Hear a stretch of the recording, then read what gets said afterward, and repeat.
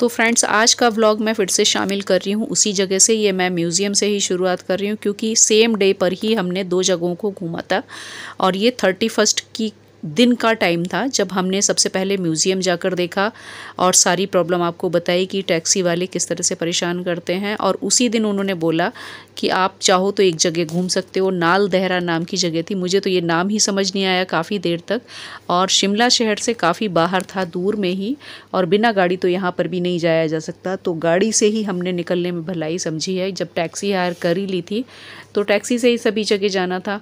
तो हमारी कोशिश यही थी कि हम दिन में जितनी जगह आधे दिन में घूम सकते हैं वो सारी फटाफट से घूम लेते हैं। और ये गाड़ी जो हमें बीच में मिली, इसके इंजन से निकल रहा था धुआं। तो हम लोगों ने टैक्सी में अपने ड्राइवर को बोला कि भैया इनको बोलो कि टैक्सी को आगे ना बढ़ाएं, क्योंकि टूरिस्ट इन्होंने बैठा रखे थे साथ में और उनको भी काफ़ी खतरा था, मतलब पीछे बच्चे बैठे हुए थे, लेडी भी थी। तो आगे चल के इन्होंने टैक्सी रोकी भैया ने अपनी, और जाकर उसको बताया कि भैया पुलिस वाले भले ही आपको डांटेंगे पर रिस्क मत लो, गाड़ी को साइड में रोक लो। तो इसलिए हम लोगों ने भी बोला कि जाकर उनको, जब धुआं निकल रहा है गाड़ी में इंजन से तो एक खतरे वाली बात होती है, तो इनको समझा कर भेजा कि उस टैक्सी को रोक दीजिए आगे बढ़ने से। उसके बाद हम लोग फिर निकल चुके हैं अपने उसी स्थान के लिए जो काफ़ी फेमस है। और भैया ने बताया, टैक्सी वाले ने, कि यहाँ पर फिल्मों की शूटिंग होती रही है, जैसे प्यार झुकता नहीं और माचिस। तो हमने तो ऐसी कोई लोकेशन कभी देखी नहीं जहाँ फिल्मों की शूटिंग होती रही हो। तो सोचा जब दिन बचा हुआ है और 31 की शाम को ही सारा सेलिब्रेशन होता है, तो बचे हुए टाइम में हम इसे घूम सकते हैं। क्योंकि म्यूज़ियम में तो हमने टाइम वेस्ट किया भी नहीं था, जितनी जल्दी इन्होंने टाइम दिया था चलने का कि वापस जल्दी फटाफट से निकल लेना आप लोग, तो हम लोगों ने कोशिश की थी कि जल्दी से जल्दी हम म्यूज़ियम से निकल आएँ। तो इसी वजह से हम यहाँ के लिए निकल भी पाए हैं। अभी हमारे पास टाइम बचा है करीब 2 से ढाई घंटा, जो दिन की रोशनी है, और दिन की रोशनी में ही वहाँ पर घोड़े पहाड़ पर चढ़कर आपको व्यू दिखाते हैं। इस वजह से हमारा टाइम पर नाल देहरा पहुंचना ज़रूरी था। और बीच में ये जो नेचुरल सीन आपको देखने को मिल रहे हैं, ये कहीं और प्लेन में तो मैंने नहीं देखे और देखने को भी नहीं मिलते हैं। बल्कि मुझे भी इस तरह के सीन अपने शहर से जब आउटर में जाती हूँ ना, तभी दिखाई पड़ते हैं। लेकिन यहाँ तो चलते फिरते हर तरफ आपको इसी तरह के खूबसूरत व्यू देखने को मिलते हैं। और टैक्सी से भी, मतलब हम लोग लगातार इनके फ़ोटो खींच रहे थे। सूरज डूबने को हो रहा था, लेकिन इतना खूबसूरत लग रहा था इन देवदार के पेड़ों के बीच में। मुझे नहीं पता था ये देवदार के पेड़ हैं, पर जो हमारे साथ चल रहे थे उन्होंने बताया देवदार के ही पेड़ हैं। तो बीच में लुका छिपी वाला खेल जो सूरज का चल रहा था, ढलने को हो रहा था, बहुत खूबसूरत लग रहा था। जब आपको छाँव के बीच बीच में धूप मिलती है ना, तो एक अलग ही व्यू देखने को मिलता है। तो मतलब ये तो मान गए कि शिमला बहुत खूबसूरत जगह है, जहाँ जाने का मिला हमको मौका।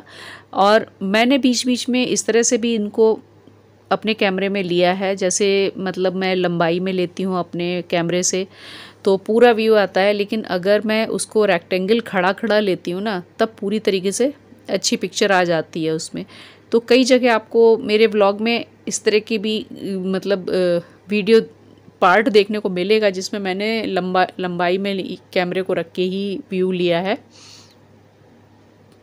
और ये शहर नीचे की तरफ, मतलब इतना ज़्यादा डेवलप हो चुका है शिमला, जिधर भी आप जाओगे हर तरफ मतलब बहुत ऊंची ऊंची बिल्डिंग बनी हुई हैं। मतलब पहाड़ के हिसाब से सोचा नहीं जा सकता कि यहाँ पर इतनी ऊंची इमारतें भी बनाई जा सकती हैं, पर ये हाल के दिनों में ही इतना विकास हो गया है। कुछ टाइम में काफ़ी ऊंची बिल्डिंग्स आपको हॉस्पिटल की भी दिखेंगी, जैसे मिलिट्री हॉस्पिटल है और एक जो सरकारी मेडिकल कॉलेज है उसकी भी।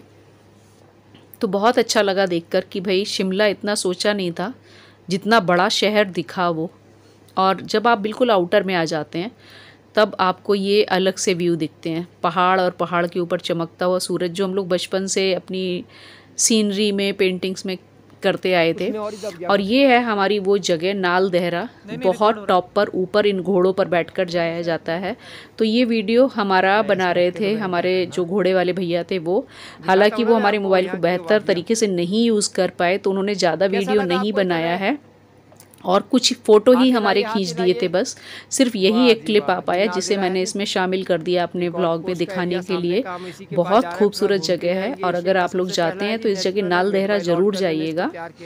तो कई सारी फिल्मों की आपको लोकेशन याद आ जाती है यहाँ पर पहुँचकर कि इन जगहों पर किन किन फिल्मों की शूटिंग हुई है। वैसे तो ये खुद भी गाइड करते हैं, बताते हैं सारा कुछ।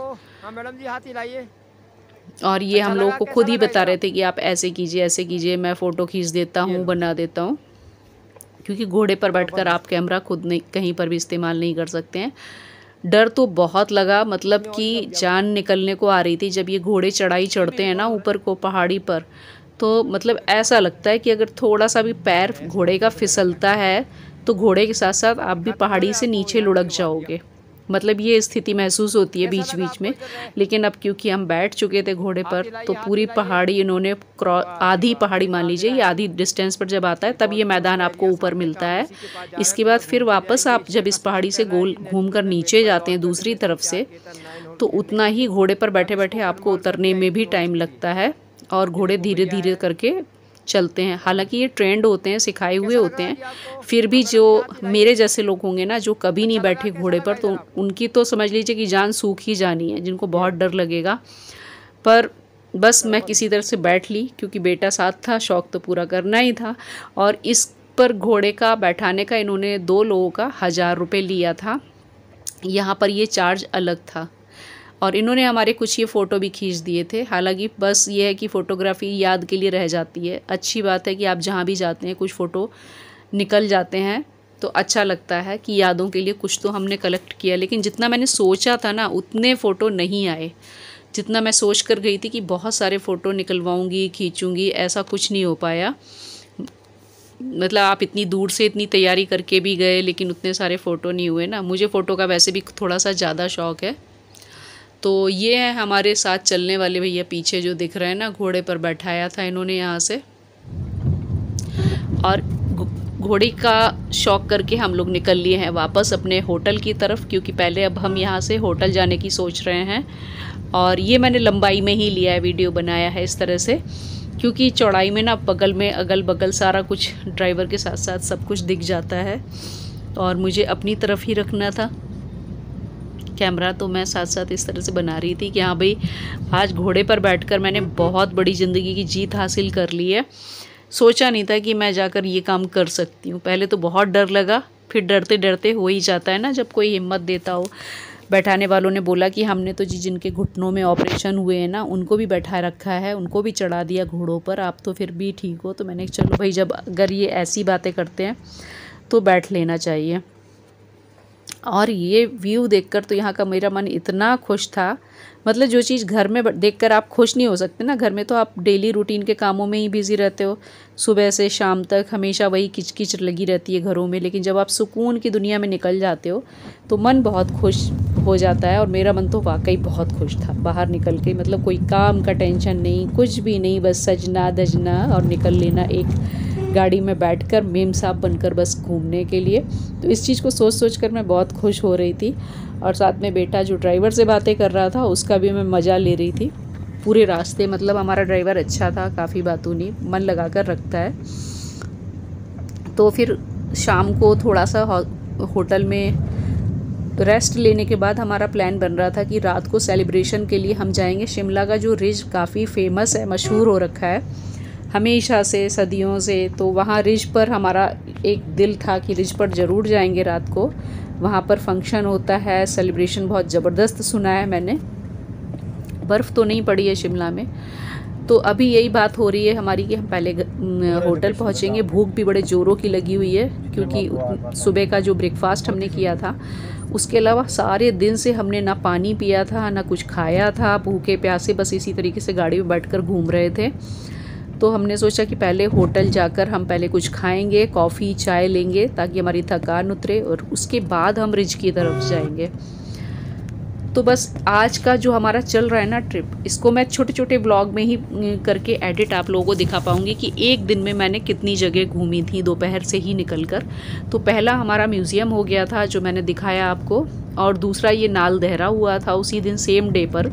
और फिर हम शाम को लौट लिए थे अपने होटल की तरफ। देखिए व्यू देखिए कितने प्यारे, मतलब दिल भरता ही नहीं। आप शिमला को जितना देखेंगे ना, दोपहर में कुछ दिखता है, मॉर्निंग में कुछ दिखता है, और शाम के टाइम पर ये नज़ारा था बिल्कुल जब सूरज ढल चुका था।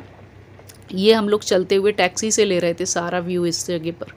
बहुत खूबसूरत दिख रहा था, मतलब मन नहीं करता है कि आप यहाँ से वापस अपने कमरे में जाओ। इसको बस जितना है लगता कैमरे में कैद करते ही जाओ, करते ही जाओ, करते ही जाओ। एंडलेस चीज़ है, मतलब जिससे आपको मतलब हम लोगों को बिल्कुल संतुष्टि ही नहीं हो रही थी।